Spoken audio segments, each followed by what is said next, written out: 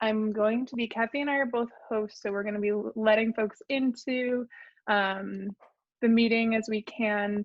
I just chatted out both the materials that we will use today, wanting to name that a couple of ways that we designed this session was so that we would have a variety of different like virtual I don't know, like ways to engage with one another that include individual reflection, group reflection. So we went overly ambitious with the documents, and please give me feedback about how that works. I've never had 2 documents going up at the same time and everyone in them, so I'm really eager to see how it is, or it goes. Please take care of yourself during this session. That goes without saying, but off mute, on mute, video optional, you know, take the call if you need to. We're all, just take care of yourself and whatever that's going to mean for you today. And then also the little moonshot with a lightning bulb. I think one of the things that I'll say today that I'll frame for our breakout session is to think about yourself as a 7-year-old.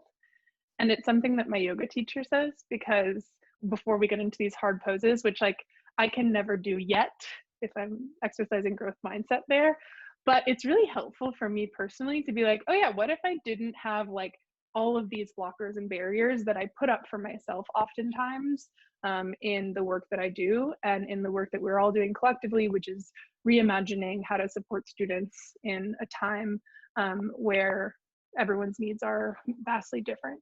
And then of course, naming, just because this is the moment that we are living in, which is a global pandemic, an economic crisis, and continued systemic and historical violence and racism that exists in our country.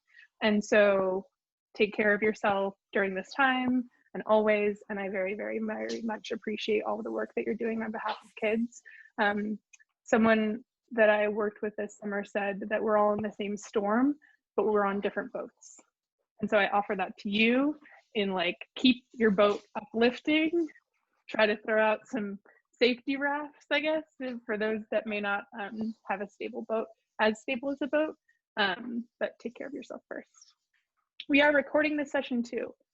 I think that's probably like a state law or something that I have to tell you. So anything else from you, Kathy, before we kind of chime in? Those are just some of the boring logistics. Just one last logistical piece. I think all of you got a contract for this series of PLC sessions for Shannon Leslie. So you just need to sign that and send it back to her. And then that allows you to be paid $50 an hour for all the time that you attend. You don't have to sign in today. I'm just taking attendance. I know who's here. And at the end of the session, we'll ask for a little feedback and for planning future sessions. So I am really excited. This is going to be really fun. So I'm just happy that you all joined and you're giving us your attention on a beautiful 77-degree day in Vermont. Yeah, in the fall. That might be the last one. So we're going to start on time, end on time. One of my favorite phrases. We will, oh no, that's a bummer. I'm going to relit it. Oh, maybe I can, there we go. That's never happened. New virtual world that we're living in. Here are a couple of conversation agreements that I offer to you, both because as we practice living with each other, but as a practitioner, I'm always trying to model what I would like to see in the ways that I engage with adult learning and with students. So I'm going to give you about 30 seconds to actually just read these over, and then I'm going to point out 2 that I think are especially important to our time today, and would love for you to engage in the chat with one another about like, what are you seeing? What might these mean to you? We all have different definitions of what these might mean or ways that these might look. And so naming that, but I do like to kind of set the groundwork of how we will engage with one another. So 30 seconds to just read and think and chat out optionally, anything that you want to work on personally and embody today.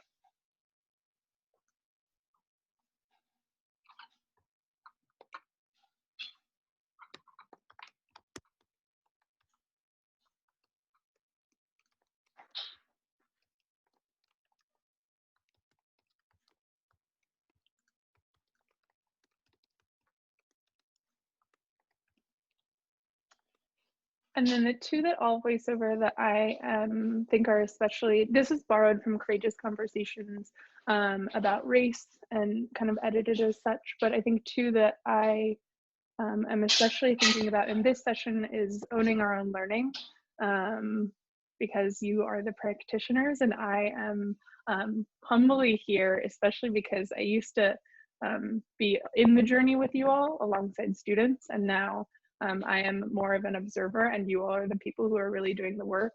And so in you all to own your own learning and to dream big, and then also to expect and accept non-closure. We're not going to find the perfect Harkness solution to everything in 90 minutes virtually. Lean into discomfort from Ryan, motto for 2020. A lot of expecting and accepting non-closure. Anyone else want to talk about one thing that they want to embody and how they might want to do that?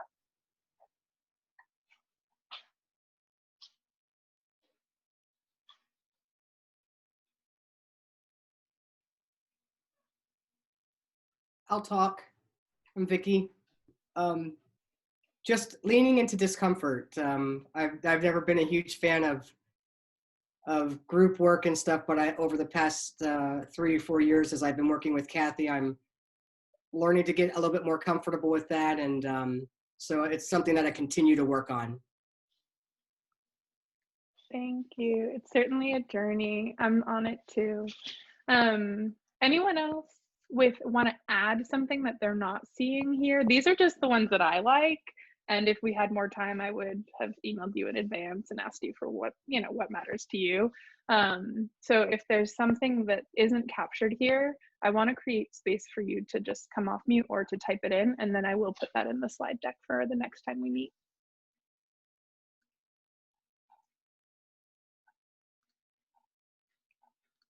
Looks good. I think I'd say one thing that I always appreciate at meetings is just when, and I think everybody here is just fully present, but just being fully present. Because sometimes in a meeting, people aren't that way, and I just appreciate it when people are. I'm gonna record that. Can I actually quickly say something in that regard? Yeah.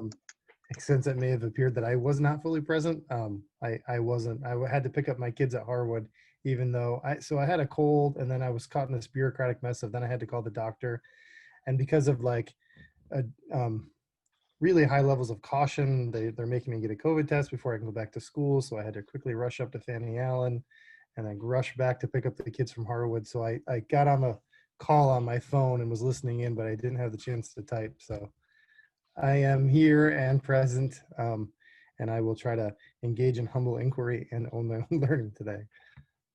Wahoo, thank you, thank you. And I see some people using the reactions, which I still don't know how to use, but keep those coming, like thumbs up. So I'm learning. I'm notoriously actually like tech is not my strong suit, but all right. So here is the plan for today. We're kind of in the middle of our connection portion. So just like taking time for you all. Kathy did an introduction of myself. Many of you I've met or you've come to observe me, setting some agreements for our time together. What we will do next is actually think about how we as individuals, as human beings, given our values, might prioritize skills that matter in Harkness instruction. And that'll be about another 20 minutes of the session. And then towards the end, we're gonna work in small breakout groups to discuss like what matters to us, what has worked well in the past, and then imagine what I call the remix strategy. And so I know I personally, I was doing on the ground facilitation and flying like 2 times a week and working with educators and counselors and district leaders. And then when I had to switch a lot of my practice, there was a portion where I was trying to do like the exact same thing that I was doing. That did not work. And then I was like, I'm gonna change absolutely everything.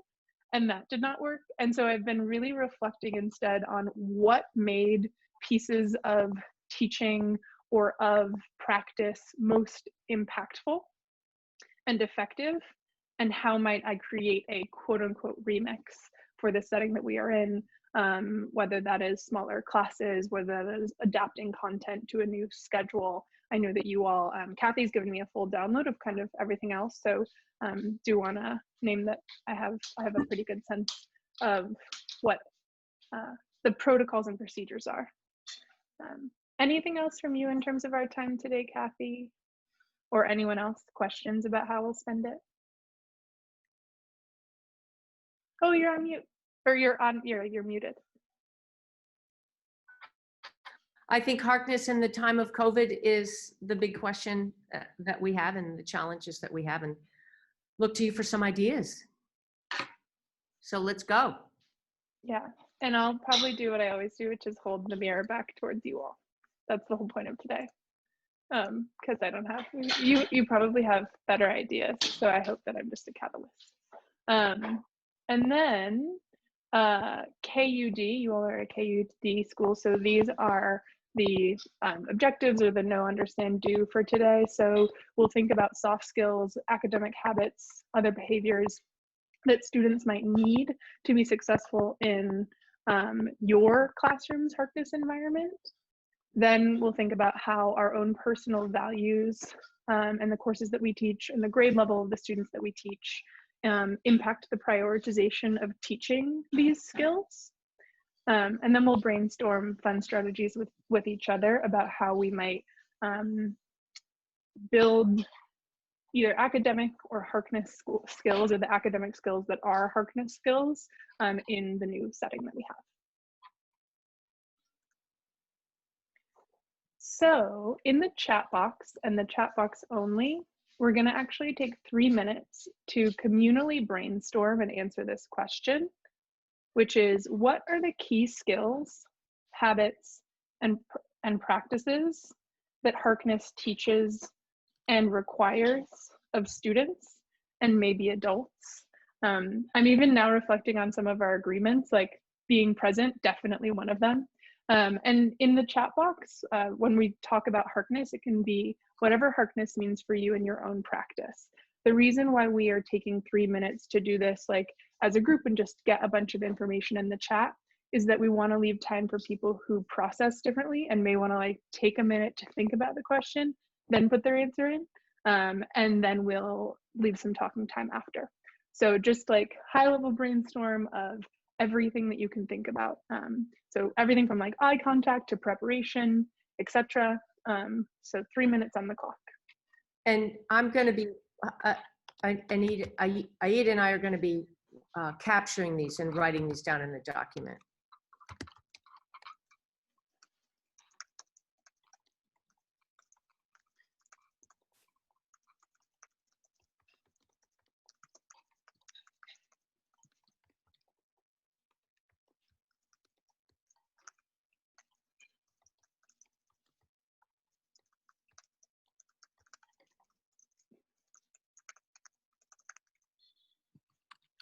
And I should also say you don't need to limit yourself to one. As they come, just keep on going.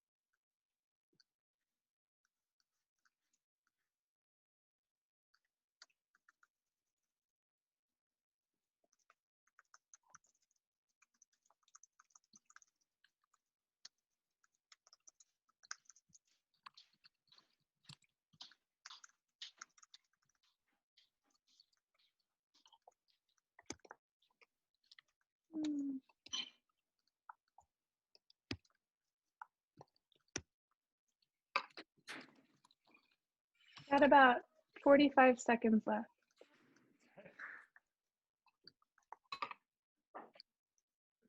If you're totally stumped, which I don't think many of you are because they keep coming in, feel free to go ahead and just look through the chat about what others have posted and put.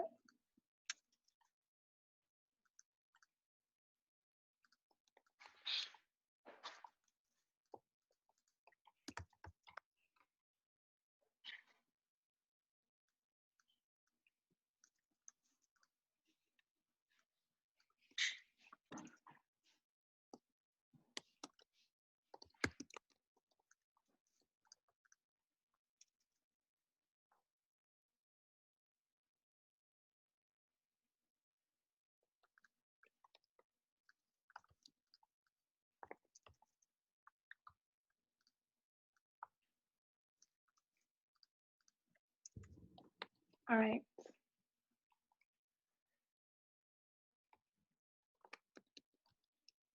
There are, I'm looking at these and smiling. I don't know if other people are.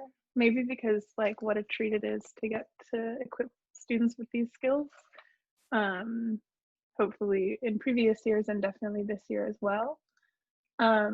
Want to give and make room for anyone who may process differently or has a reaction to reading through others' comments and chats about the skills that are the foundation, skills, habits, practices that Harkness might teach others.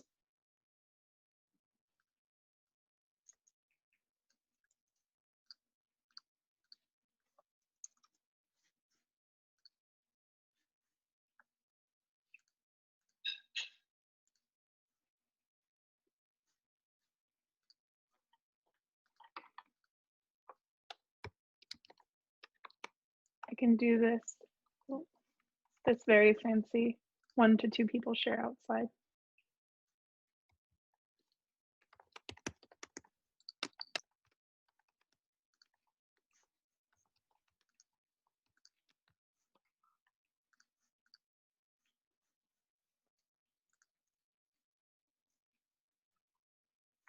If people want to see, oh, go ahead. I'm sorry, were you asking if somebody wanted to talk about something that struck? Yeah, exactly. Something that struck them or just want to make room for both types of processors. I really liked what Sarah said about the value of Harkness for something greater or beyond the discussion. I would love to hear more from Sarah about why she said that. What does she see Harkness as being beyond just a group discussion? I never quite got there last year, but it was my goal, which was to use Harkness as a jumping off point or a piece of something that was, you know, some summative, let's say, or an essay students were writing. So I was thinking about it more in from a curricular point of view. I really liked what Rob said, Rob McLeod. I lost it, but it was something about everybody is participating. I can't find it now. Oh, I had it, but it was something about everybody has an opinion, everybody has ideas, and they're all respected. I can't find it now, but it was something to that effect. Mm-hmm.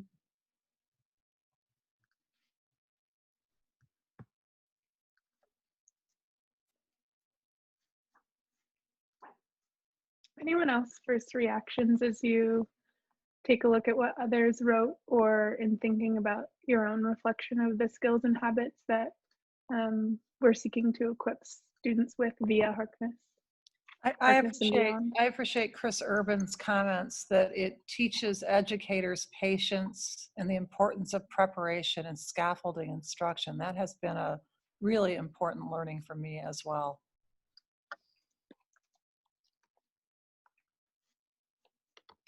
Yeah, something that I made my own list in preparation for this. It's not even half as good as the communal list, obviously. That's the whole point of Harkness and discussion. But something that struck me in particular was this self-awareness, like the bravery traits, this understanding of like my worth in a community and my voice, but also the social awareness of the dynamics and appreciations of others. None of those made my initial list, and now I kind of want to go back and write it. And I used to totally like tell that to people all the time. Any other like wonderings about these skills or additions, things that this is making you think? Yeah, I'm Chris. Could I chime in? Oh yeah, you don't have to ask. All This right. is like, you know. I just think it's really interesting that we are focusing on Harkness during this time of COVID, and you know, our students are you know, remote for part of the time, and I have 2 young children who are also remote part of the time, and I really think something is lost in terms of our interpersonal skills, and I feel like Harkness is a tool that could help reclaim that. So I'm really interested to see, like Kathy mentioned earlier, how, like, what does Harkness look like during this time of COVID, but also like, what does Harkness mean for students who either want or need to garner more interpersonal social skills? And I think that's, you know, it's especially poignant right now too, with a nation that's really divided. How can we learn how to disagree, for example, and yet still listen to one another?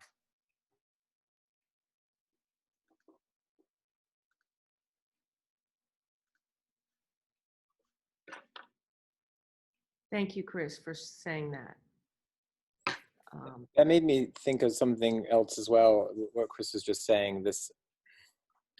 I think one of the things I really value about Harkness is like the inquiry piece. And right now, when we've been in this mode of teaching, it feels like very traditional, and I've been fighting to reclaim that inquiry and giving students opportunities for inquiry.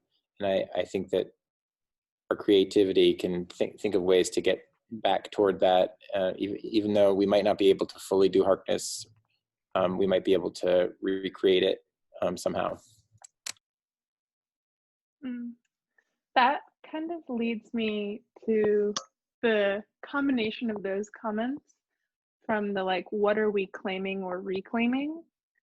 And then Adam's comment about like, I value that, like personal, like I value inquiry is going to help us, I think about what we're doing next, which is think about how we teach these. And the first thing that we need to answer, I think, for ourselves is what our priority is. Because we've listed, I don't know, maybe 100 different things. And while students may be on a different journey to learn these at different points, I do know that many of you have intentionally taught some of these skills and practiced some of these skills. So what we're going to do next is Kathy and I have recorded, to the best of our abilities, most of what you've put in the chat, and it's obviously in the chat as well, on slides 7 and 8, which I'm going to chat out right now. And many of you are already in, out of curiosity. And we're actually going to go through a personal reflection and prioritization activity that I'll frame, and then we'll look at an example, and then you'll have time to do it. So this is kind of the prioritization section of our time today, which is that we all teach different things. We are all totally different people. We may value different things. Sometimes those overlap, but oftentimes they don't. And that's what's so beautiful about even the like appreciation of people comment by Jeannie. And the needs of your students are completely different, and you may teach different contents. And so I thought really deeply about like, I feel firmly that it's not my place to say like, use this one strategy for active listening, but instead for us to take a step back and reflect on what matters to you all as individual practitioners and what can be highly impactful for students in this moment.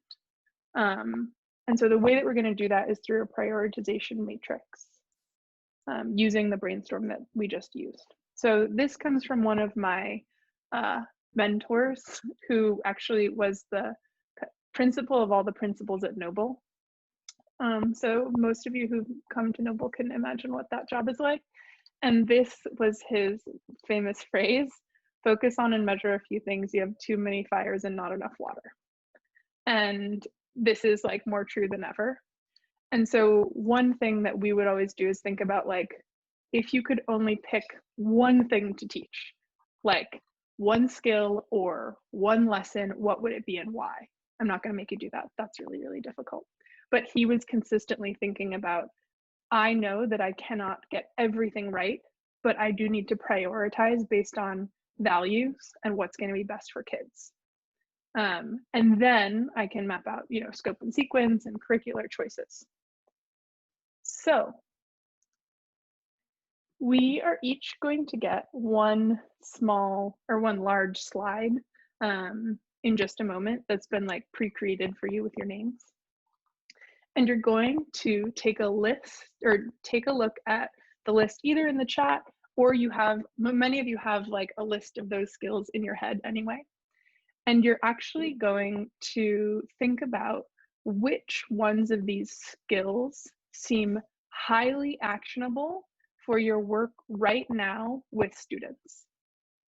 That means, and this is just my own definition that Kathy okayed, the way that I'm thinking about high actionability right now is that you can work on this in some way, shape, or form with students in the next 2 weeks. If you cannot do that, it might be the most brilliant idea, it might be the most brilliant theme, theory, but it's not actionable. It's not in your locus of control. And that's okay. You just got to put it to the side. And then we also want to be thinking about what's going to be the highest impact. So this skill would positively impact students' academic and personal success this semester, given your current constraints. So for instance, if I'm thinking about what Adam just said about like something that I value is inquiry, if that for you or one person is your top value and you feel like, actually, if I start teaching, looking for, curating moments of inquiry in my classroom right now, whether they're in rows, whether they're in very far away pods, that seems actionable, that's something that I can do. And it will have a positive impact for students right now and whenever we transition to Harkness in whatever form that might be. To give you a more clear example, and Kathy, I might have you voice over yours, and to take away to lift the curtain, Sure. Can you all, oh, sorry. Can you guys? Can you see what, I'm on slide 14 for those of you who are following along. This was my list and my why. Yours should look totally different because our values are different. I taught 9th grade. You can tell there's a high emphasis as a 9th grade teacher here. Most notably, I've thought about, these are the 4 most important things for me as an instructor. So tone of voice, I chose in particular because if students are wearing masks, they may not be able, something that I'm learning about myself, I should say, I statements, is that my tone is not always what I expect it to be. And so that might be something that we have to think about and practice. And I think it's going to be more important than ever because with distance, some of the body language that I would usually coach around might be lost.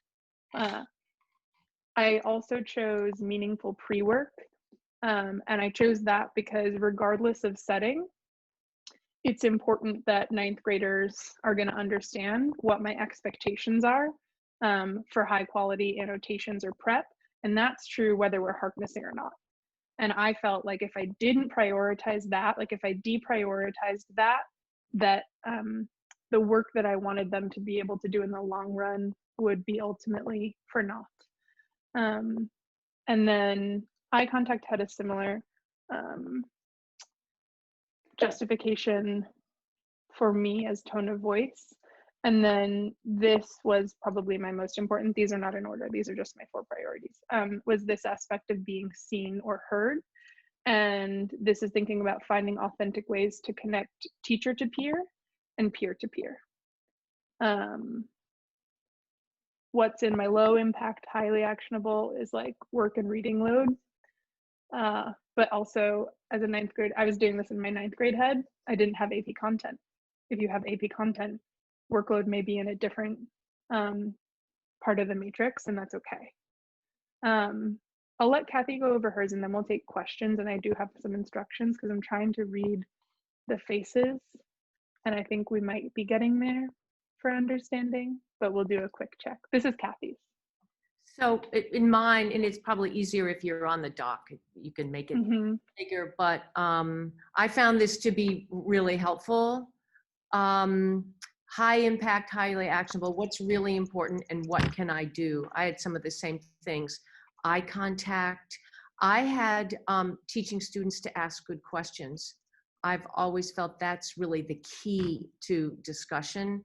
It's something that as a high impact, and it's something that can be done, and I can start that in a short period of time. I also put moving the seats and tables so that kids face each other for a discussion. We can do that now. You can move your desks or tables as long as we keep the 6-foot distance for a discussion.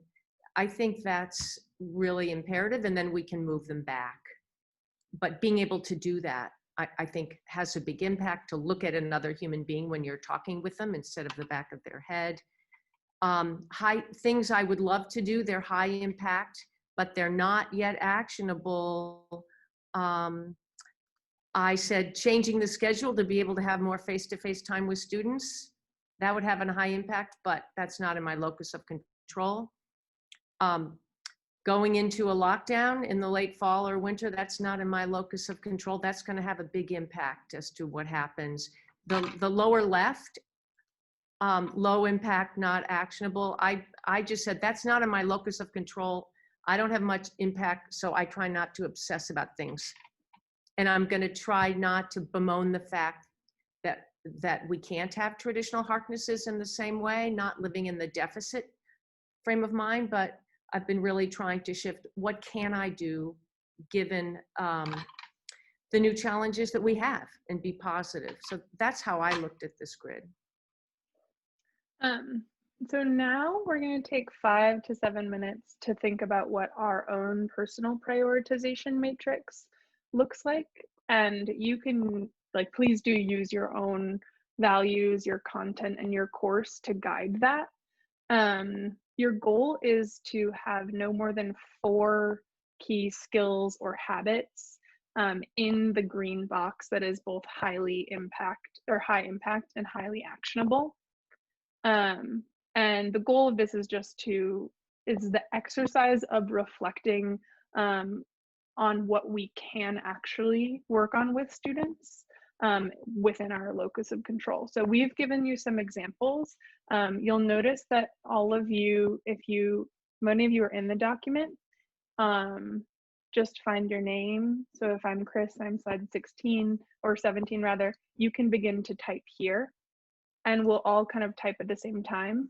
And I'll give you like 5 to 7 minutes. Any questions about what the goal is? We will reflect on what this is like as well, because that's the key part of the practice, but clarification questions of what we're doing, either in the chat or coming off mute. You can use slides 7 and 8 to think about what you might how you might want to put these skills within your grid.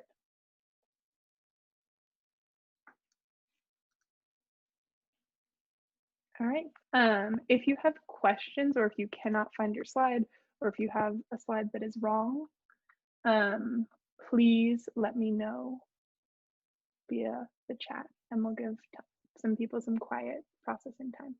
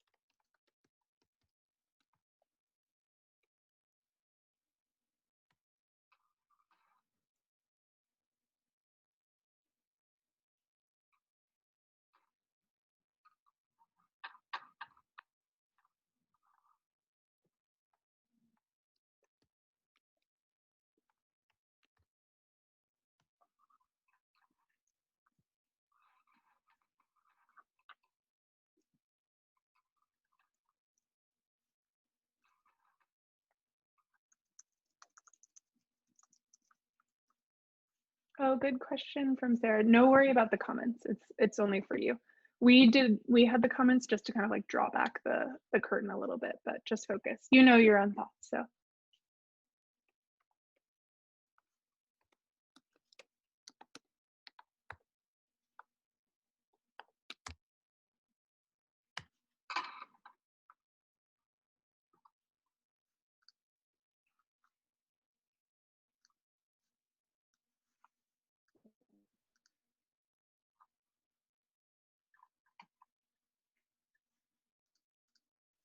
And I think Becky had a question about just doing the green box. That's what we're really just focusing on, the green box, the upper right.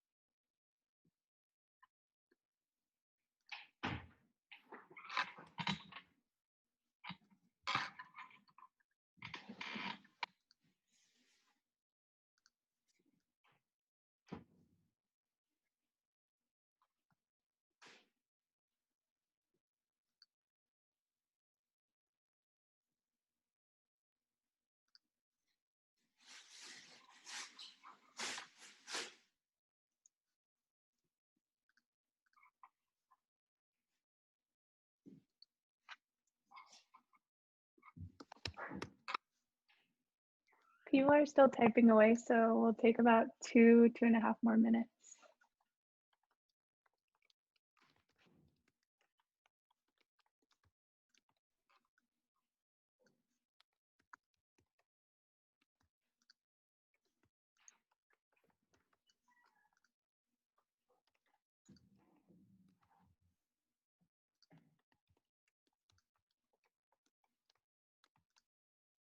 And if you finish early, feel free to take a look at the other matrices or reflect on like what was so difficult about this. I know I'm giving you like a really impossible task to try to prioritize what four things when there are like 100 that you want to do at once.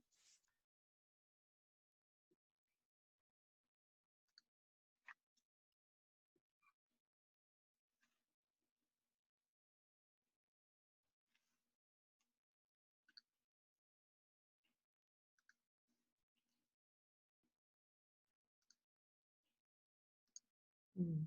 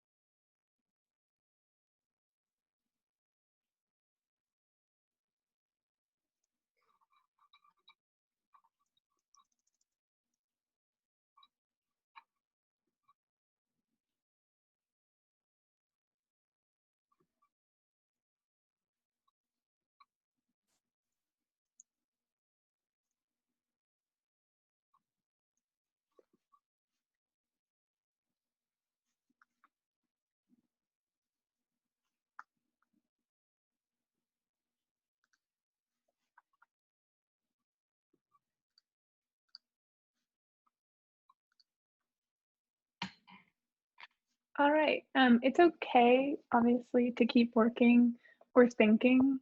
If anyone, I'd love for one or two people to share out what was challenging about the exercise, other than lots of it. But also, like, when you kept going to, what did you use in it as an anchor?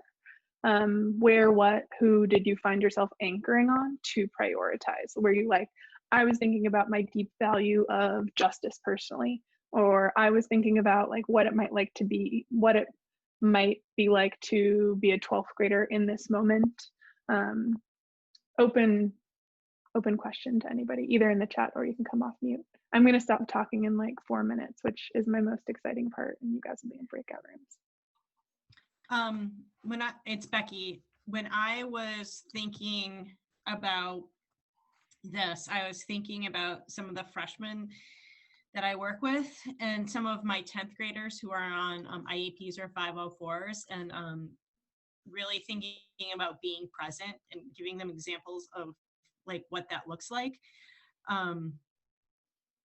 And I also, and this kind of goes back with my practice before, is how key preparation and scaffolding are, and how important pre-work is, because I feel like if the students really have the scaffolding and they're prepared and there's a lot of pre-teaching going on, they seem to do better in the Harkness.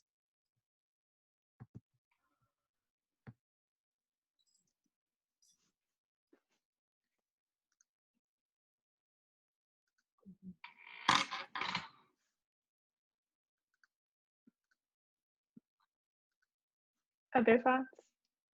I might start cold calling us by like our Google names, like Anonymous Kiwi.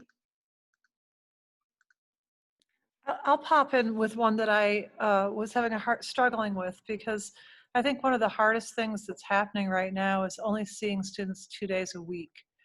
And so if we're doing Harkness, I feel like even more than ever, students have to have the ability to retain the information that came out of a Harkness discussion.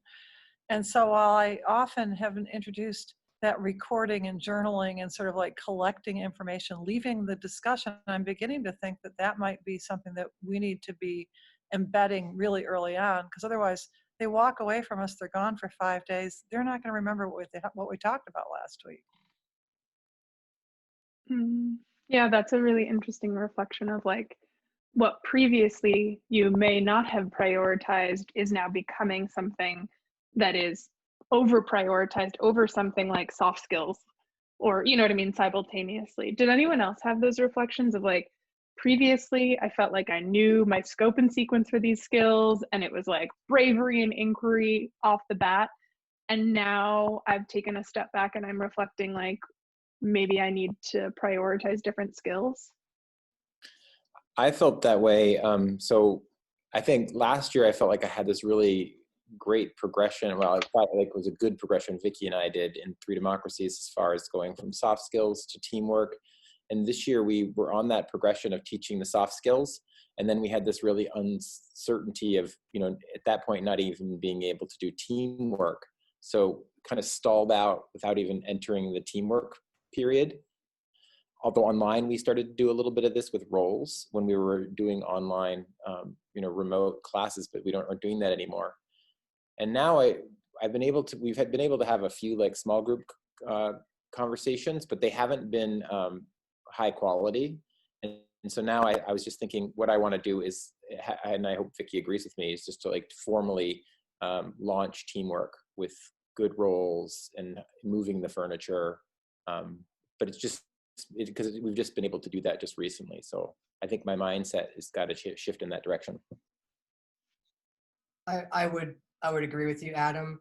I'm making an observation too that it seems like we were doing really awesome with our Harkness work. We had great momentum, and then the pandemic hit, and now it seems like we're now struggling to hold on to everything that we've done and not let it slip through our hands. So we have these skills and we've helped kids develop these skills. And it's like what Kate said, we can do something and then we don't see them for 5 days. It's like we're constantly in this cycle of trying to recover what we taught, and we never really get a chance to really move forward with this. I think one thing I'm kind of struggling with a little bit, you know, especially because they go so long from when we see them, you know, in person each time, is I think we're already kind of seeing with the ninth graders and probably every level that when kids are home, they're not always using that time productively and they're not always doing their work. And so really trying to figure out how do you teach kids to be prepared to come to the table if you're always doing that in class time, which is shorter this year, plus the constraints of like, you want to make sure you can kind of cover everything in those 2 days. So if you ask kids to do work at home, again, does that cause more of a split between the kids who are going to be prepared to come to the table to talk versus the others who are going to be at a disadvantage, and how you sort of rectify that issue? Yeah, I think my thoughts about putting preparation in that green box was kind of very echoes what Ryan was talking about. I think in the past few weeks, I've observed a lot of the asynchronous work not really coming in completed. And so like not being prepared for that next lesson, whether it's a Harkness dialogue or if it's, any other classroom activity, and to really put into perspective, like the need to kind of break it down into skills and look at what are those skills they need to even just pull out their notebooks and start working on those materials when they're home on those asynchronous days. So thinking about like what steps can we start teaching in the classroom, and then try to help transfer those when they're not in the building. Mm-hmm. I think one of the things we have going for us this year was with the formative assessments, as far as those counting as scoring, because early on I taught students annotation again, reminded them of it. And I think to the ninth grade teachers' credit, I thought they were all really familiar with annotating properly. And I was able to sort of walk around and check their annotations and give them a formative score. And recently I've dropped off on doing that. And I feel like I need to make that more of a regular practice, where I'm just coming around and looking and checking their annotation and, inspecting what I expect. But I think that is a critical piece. It's kind of interesting that we're having this conversation because having a son who was in Kathy's class and did Harkness online and loved it and was doing it in classes, and me participating too, it's like, in hearing what it's almost like we should just do full on Harkness, yes, we should teach, you know what I mean? But I think it's such an interesting way to present content, and you'd probably get a lot more, I feel like sometimes maybe that participation on those asynchronous days might be a little bit different. And hearing my son talk, he's like, we should just do full on Harkness right away. And really, because we have such a short semester, now we have semesters, it's just an interesting kind of idea of like, do we just show them how to do prep? Do we just learn like scaffold and all that, and do very little in terms, I don't want to say in terms of teaching, but do we get down to the heart of Harkness basically is like, no one person is delivering information. It's a group. Yeah, I want to keep this conversation going, but also I know we have to move us along to your small groups. Something that I've like reflected, and I've looked almost at everyone's green box, and then what I'm hearing from you all in particular is like knowing what we have to prioritize might help us anchor in what we teach and how we teach it. And I might be a little bit of a devil's advocate. I feel like I've been trying to be more intentional about language, and I don't like that phrase. Let me know if you have a new one in the chat. But I'm looking at everyone's high impact, high actionable, and those are incredibly important for Harkness, but they are not exclusive to Harkness. And so I think the push and the reason why we asked you to do this was to understand that if we're going to think about speaking in a group or making a text connection or being prepared, that those are not exclusively Harkness skills. Those are excellent academic skills. And so that potentially your prioritization can help you weave in moments of Harkness in groups of two. In like bringing in, someone said something about joy is Harkness. Like, where is joy in your current practice if that is something that you think is highly like high impact, high action? And so to try, people would always ask me like, is this like, I would go to observe and they'd be like, is it Harkness? Like, tell me. And I'm like, I don't know. Do you think it's Harkness? Like, what is Harkness? It's this like list of 200 different things. If a student is being brave, but they're not sitting at a table of 12, is that suddenly like, does it negate the skill that we're trying to build? I might argue that the skills create Harkness, not Harkness creates the skills, or that they kind of, I don't know, they're like woven together. And an effort to kind of think about those things, and my deep belief that you can make all of those things happen in many, many, many ways. We're going to think about working in small groups to basically carry on the conversation that we were just having. So thinking about what matters to us, what worked in the past, and then imagining new strategies. The goal of this, again, is not to like walk out with your perfect set of prioritized strategies for the next 3 weeks, but is to take a step back and be creative together, and talk about some of the very, very real challenges and the possibilities as well. So let me see.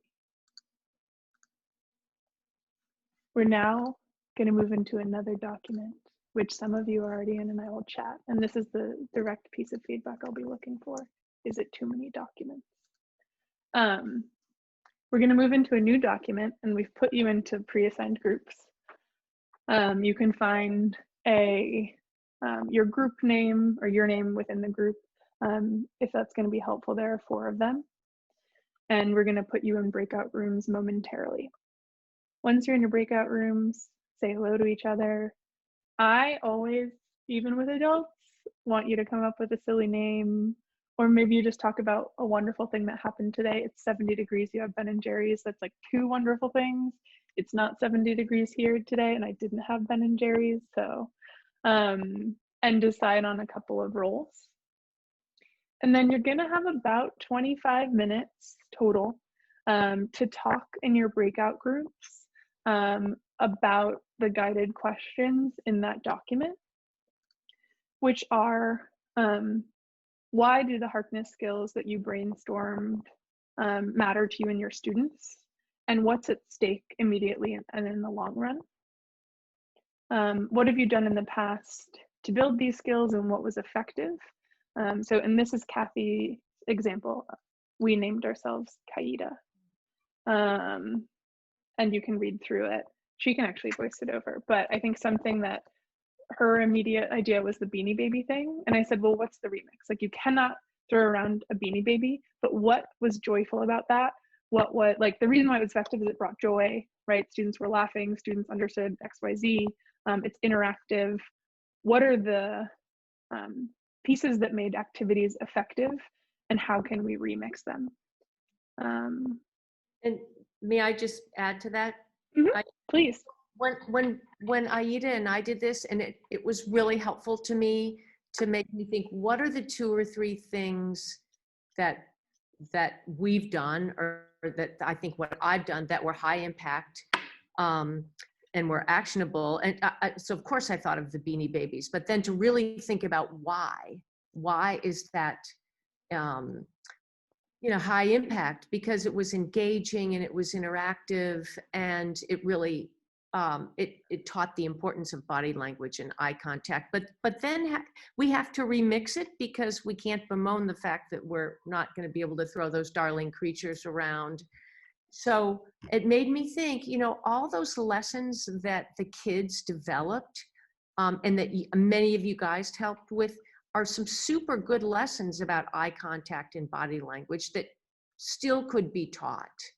So I don't think we have to make things up. I think there are some good resources, slideshows and ideas. I put the link where we've listed these.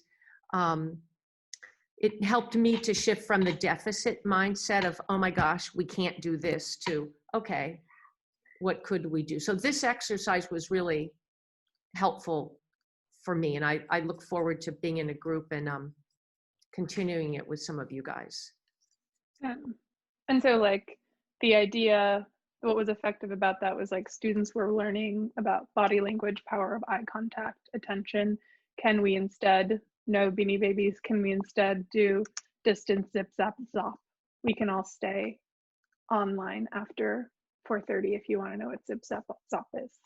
But some of you are smiling, some of you know, right? So it's taking the like, is there something that we can do? What's the remix? We'll put you in breakout rooms in just a moment. My advice to you all is you don't have to get it perfect.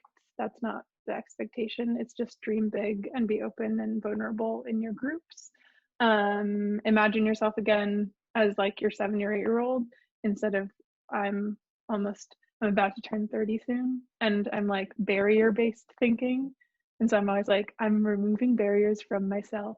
I am removing barriers from my mind.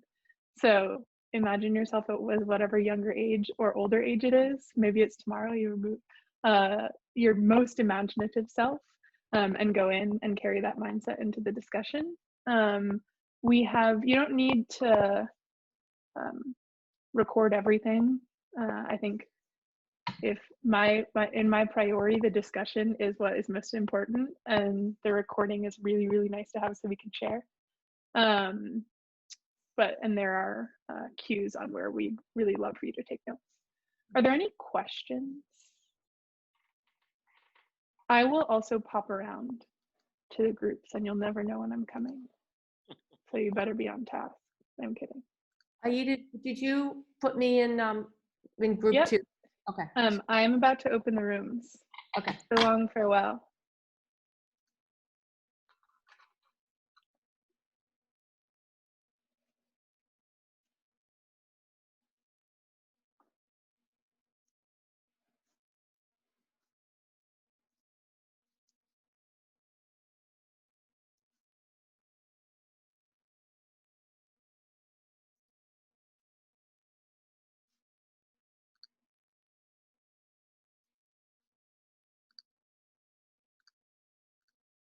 Oh, Rob, maybe you're there, maybe not.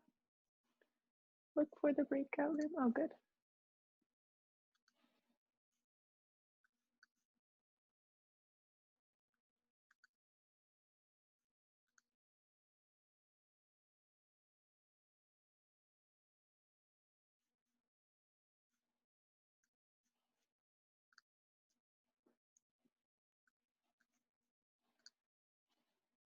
And that's on the slide.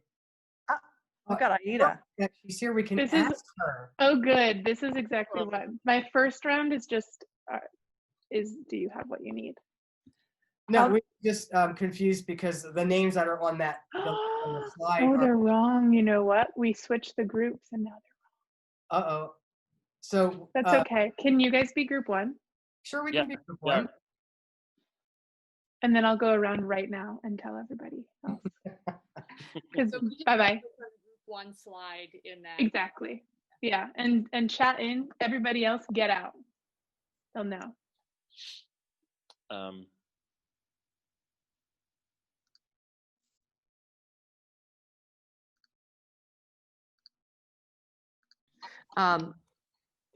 All right, so I am just anxious to be there and participate. So I think we need a name first.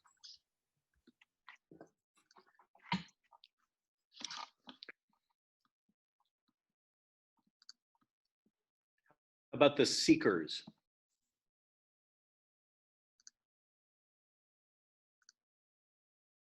Facilitator, recorder, process checker. Yeah. You guys are good to go. Group 3, the stink bugs. Okay. Yeah. I'm just making sure everyone has what they need, but I'll be back in a couple minutes. Sounds good. All right, group 3.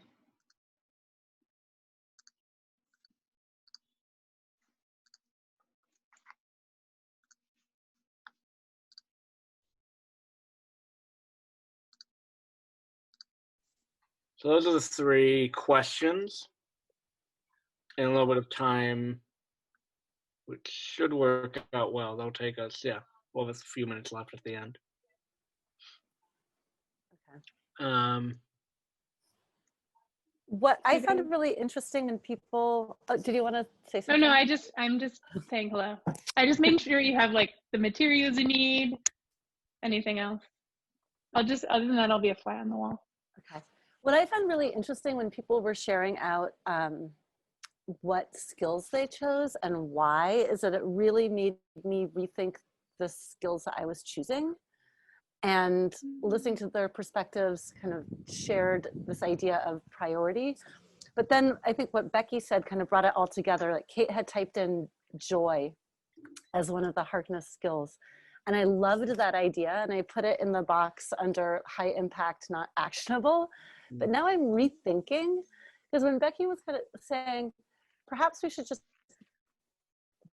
jump in and do this because it gives the kids something that is meaningful to them. If they're talking about content that they care about and their voices are being heard, so much of us are craving connections right now. You know, that's why my 9th graders are bouncing off the walls, because they don't see each other for a week at a time, and then they're in class and that's all that they can do. So maybe finding joy and creating a way of having them converse and teaching them like those other really important skills like eye contact along the way, maybe that makes more sense, just kind of jumping in a intentional way, Right. to give them the opportunity to interact in a way that they have not had the chance to do for a really long time. Yeah, it's interesting that you say that. Like one of our 9th grade classes, it's our block 1 class, and it's like pulling teeth to get them to say anything. And so my sort of thought was almost they're going to need more of that small group teamwork skills to hopefully build up to being comfortable talking in a larger group, because it's just, you know, it's not a big class. There's like 14 kids, but it just already is pretty apparent that like willingness to talk out loud, even in that size group, they're going to need a lot of those skills in practice. So I kind of like your idea that like if you've got a group that is sort of more energetic and maybe sort of putting them into sort of, like you said, an intentional semi-Harkness earlier makes sense. And I think, you know, that's going to be the biggest thing, is that we're not all going to be on the same path doing things at the same time. You know, I think in years past, we've been a little bit more sort of structured and rigid, but I think just this year, given the group dynamics and everything we're facing, it's going to be everyone, it's sort of working at their own pace, and we can learn from each other, but knowing that sort of flexibility is going to be okay. I just took notes on those too. I'll probably share it out. One thing it's making me think about actually is my priorities for my classroom was better person, better thinker, better reader. And if it wasn't meeting one of those things, I wasn't doing it, unless it was like a mandate. And so that was like, I did this prioritization practice many times, and like bravery is a better person skill, you know, but I think for me, especially when we're all tasked with like teach all the content ever, I was like 20th century history, right? That it made me think like, what time periods are we going to analyze that are going to like help us better understand ourselves as humans and others? And that will, and also like what's going to build rigor and critical thinking. And then of course the reading piece. But I'll leave you with that. You guys are good to go. Thanks.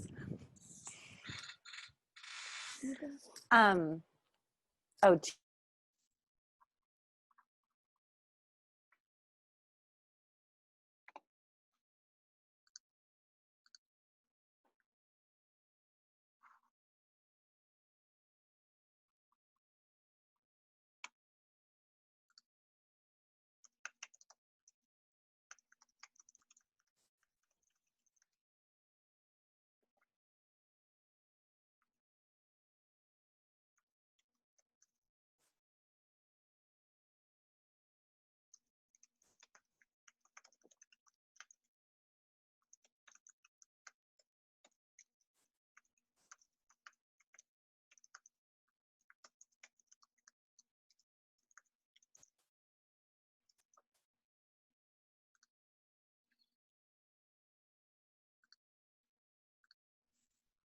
like discerning comes to mind. When you're analyzing a text or listening to somebody's opinion, being discerning, knowing how and when to tactfully engage in the conversation.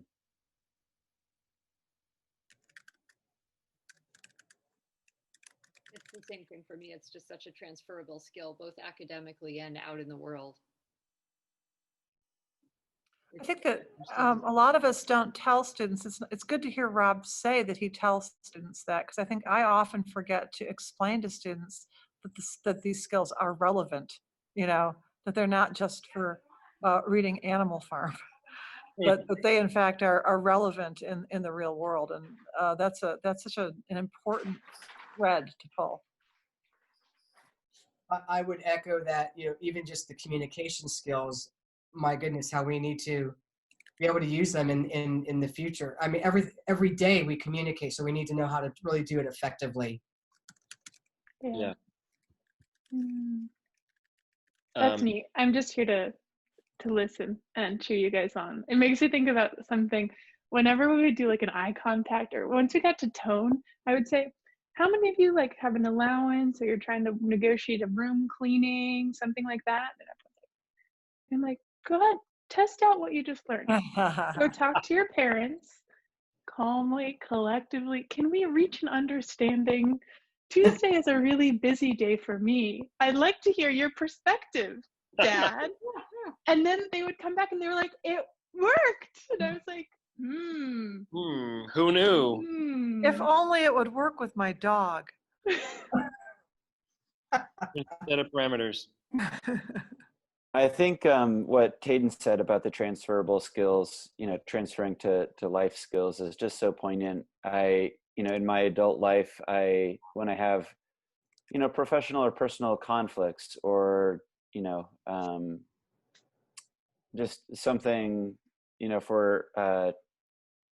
like a conflict, like to be able to move through that with grace and confidence is a real skill. To be able to empathize with somebody else, to conceive that maybe there are two different truths in the room, two different realities coexisting at the same time. I think Harkness really helps us foster that sense of empathy and just a ability to comport yourself well as an adult in the real world. Yeah, what? So as process checker, we need to move on to the next step, the next, what have we done in the past? Okay, so what have we done in the past to build these skills, and what was most effective and why? A lot of questions in there. Well, as a 9th grade teacher, I can tell you that we have undergone a rigorous skills that we think are so important.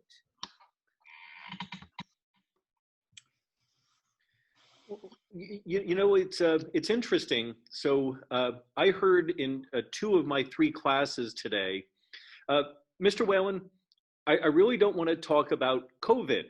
I'm tired of talking about COVID, and I'm tired about talking about what's going on right now. And to me, I can understand, because it is wearying since we have so little control over it. But I was looking at some of my high impact, highly actionable. I'm looking at some of the kind of traditional skills, annotation, close reading skills, active listening, and so forth. And so to me, Kathy and folks, as you may be aware, it is a different world right now, but in some ways it hasn't changed either. So we have kids a couple days a week now rather than 5 days a week or whatever.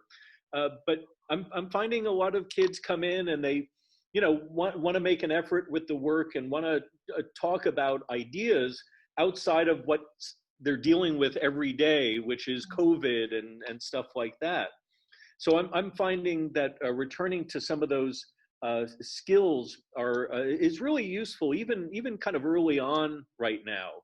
I've been working on that more in this recent past. So are you saying like still maybe not talking about what's going on so much right now outside of school, but maybe taking some of the topics that you're doing in your class and just more focusing on the content and annotating that content than really connecting it to right now outside of school kind of thing?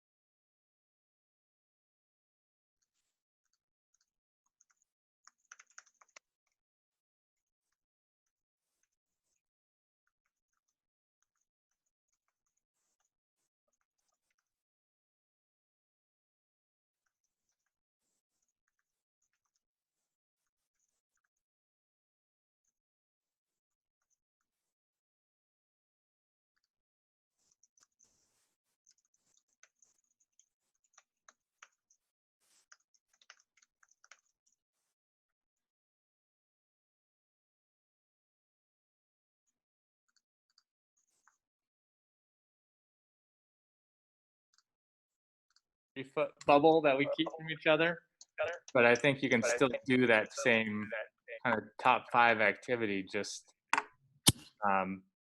spread out. Yeah, like going outside makes that easier. And then the barrier of that is the bad weather day. That's one of the mental blocks I keep having, and I've got to get around it, is like, so last year I would move my furniture around a lot. Like I was, and I know you do this, Sarah, I was constantly moving my furniture, and it was great because it just depended on what we were doing that day. So teamwork looked different than maybe a whole class discussion versus, and then like a Harkness discussion. So I think me personally, like I need to just move the furniture and not be afraid to do that. I think for some reason I've got this block about doing that because it's supposed to be 6 feet apart. It's all like static the way it is now. It's safe. I shouldn't mess with it. So I think I have to get out of that block.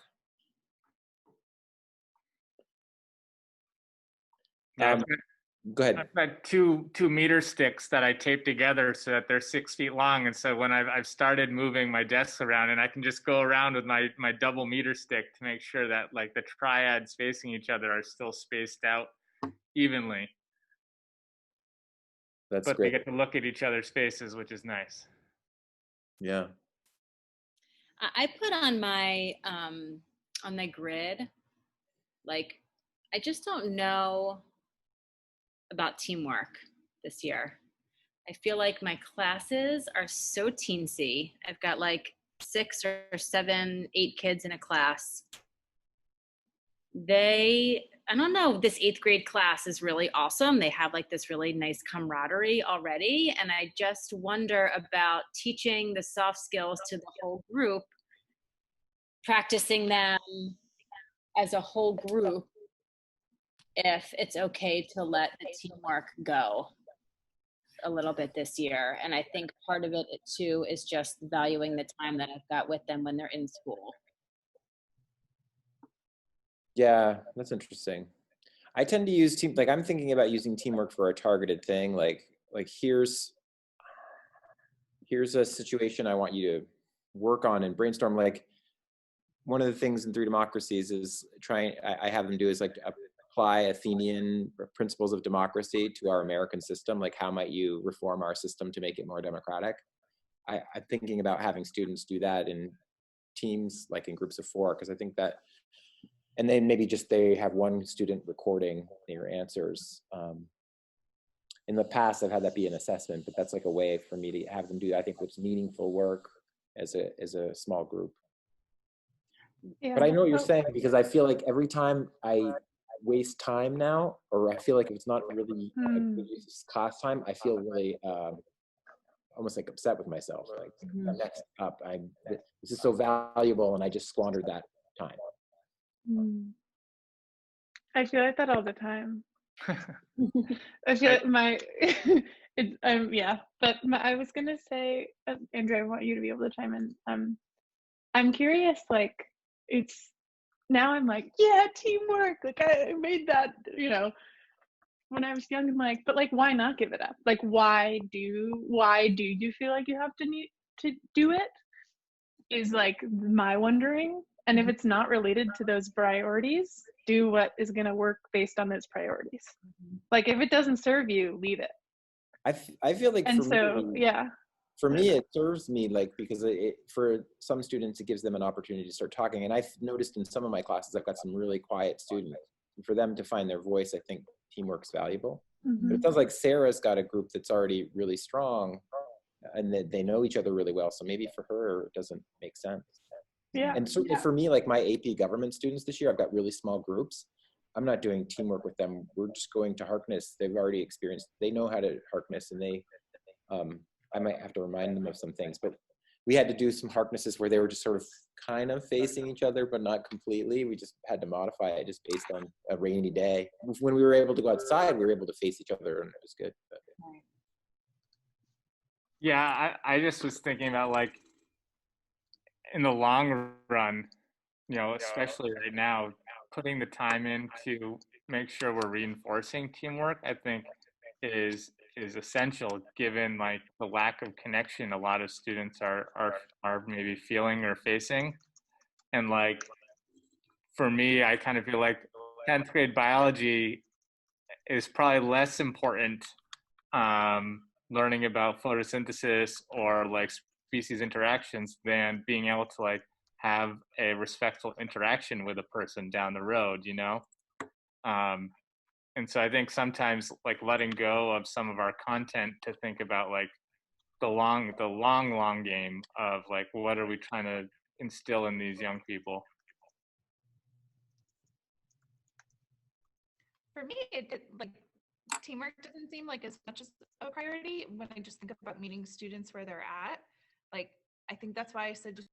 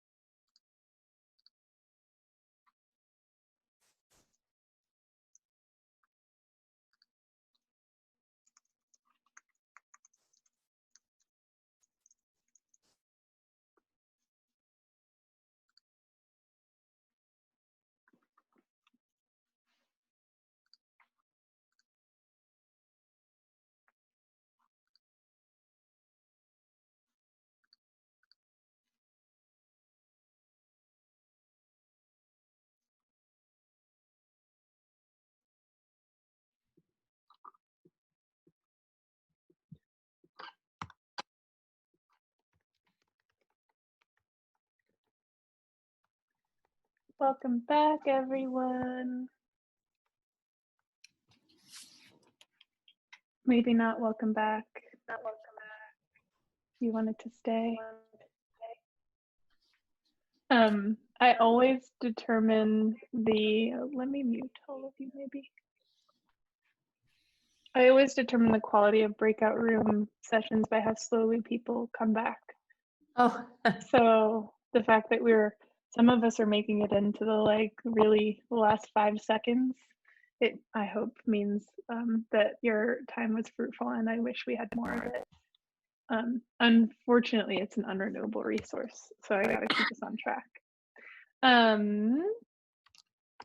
We only have 3 minutes formally, so I want to hear from others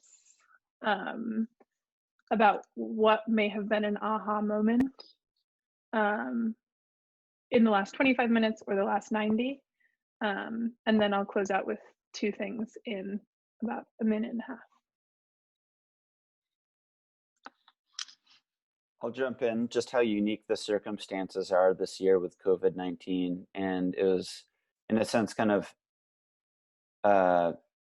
like affirming that everyone is facing this same blanket of adversity, and that we're all wanting to engage with Harkness, but struggling to get started with that and wondering, how do we adapt? So for me, just the fact that we're all kind of in this struggle together, and just trying to be adaptive to finding ways to bring Harkness back into our classroom. I do have to also bounce. My daughter's got a soccer game, so thank you, Aida, and I'll see you guys next. Fully supportive of bouncing. All right. We're going to go from one Chris to another. An aha moment for me was in my small group.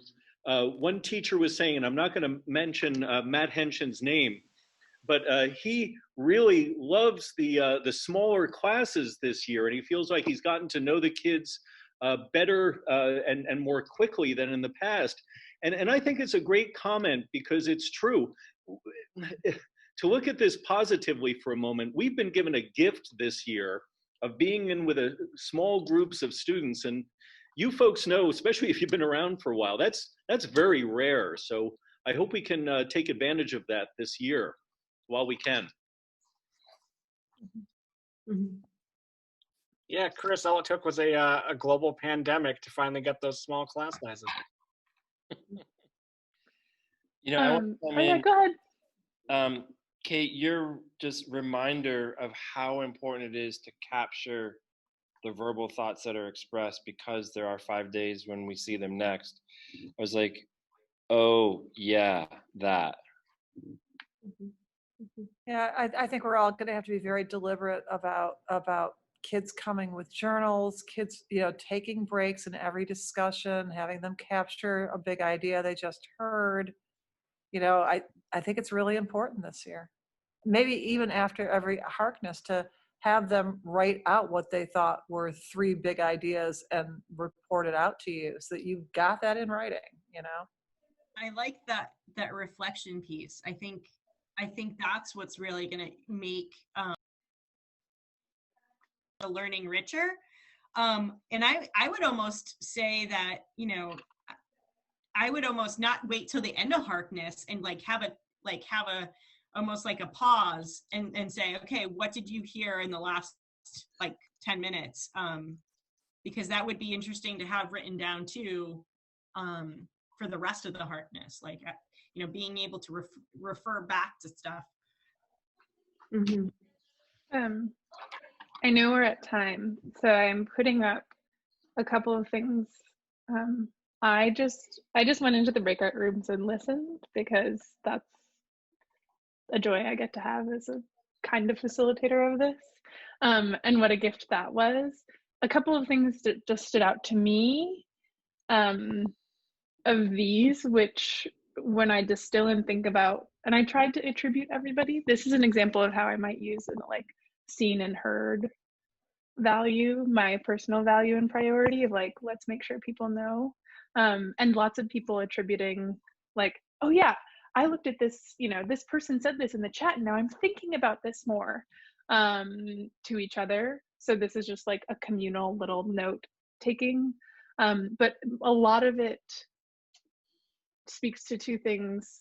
And the first is just mindset, both for ourselves and for our students. And I think that's like a lot of the Harkness work, or that's what I've always perceived Harkness work to be, is like starting with ourselves, and then helping students discover the mindset shift so that they can have all of those skills. But a couple of really great just tidbits here. And I wish I could stay forever and talk to you guys, and I will for a little bit longer. We have a feedback link because I always say, if you have worked with me at all, and many of you have, and I really hope this link works that's in the chat, feedback is love. And I used to tell my kids that too. I think it's really wild. Like, some people, I've done a lot of feedback work personally, critical, affirming, whatever it is, because if you care about someone, that is a way to express care. You would hold back from information that's going to make them better. And I'm always trying to get better in service of, used to be in service of students, and now it's more in service of educators.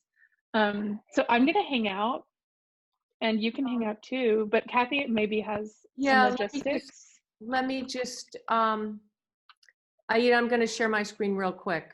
Oh yeah, and I'll stop. So this is in the last slide of the main deck when it says thank you. If you click on that, it'll send you to this feedback form, and I will send it to you also. And we're just inviting you to give us some feedback on this session.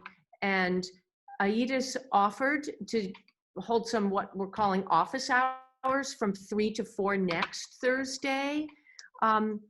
It's an hour. Let us know if you're interested, maybe coming with any specific questions. What's a topic that you'd like to address in future sessions? What was helpful today? And also what was not helpful. But I think the last thing that I would say is that I really feel this, the energy of all of us. We're on this journey with Harkness and student-driven inquiry. And it's really been a hallmark of Harwood, I think. And then now we're running up against this, probably the greatest challenge that the US has faced in the last 100 years, right? I mean, how do we continue on and maintain balance and equanimity and political stability and health in the time of a pandemic? And the way I see us working together this year, this is a support group. It's a professional learning group where we can learn from one another and share great ideas. And we may not come up with every answer, right?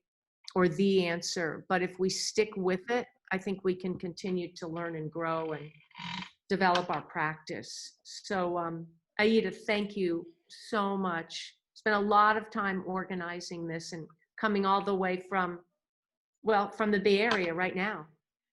Well, I'm at home, but I was in the Bay. Oh, you're back at home. I don't know how you, okay. Back in Chicago. The Windy City. So yeah, I feel like I always learn, and I'm just excited to be a fly on the wall. You will have all the ideas. It's just about creating the space. So let me know if you have feedback. I do have the feedback link. I put it in the chat a bunch of times. But you're doing it now, and you can do it every day. It's not, don't put yourself or your students into the like Harkness box. Look at your priorities. You can do it tomorrow.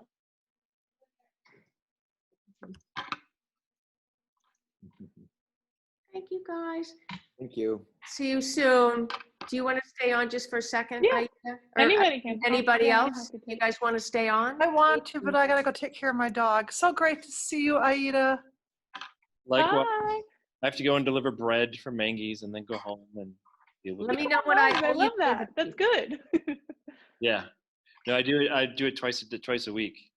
There's a bakery in Montpelier that their whole model is built on people deliver bread because they're going through Montpelier and going to where the bread needs to go. Wow. Yep. So amazingly wonderful to see you. And Kathy, always great to see you too. Bye. Bye. Okay. Bye. Yay. All right. What do you think? You know what? I will tell you, for me, Oh, let me stop.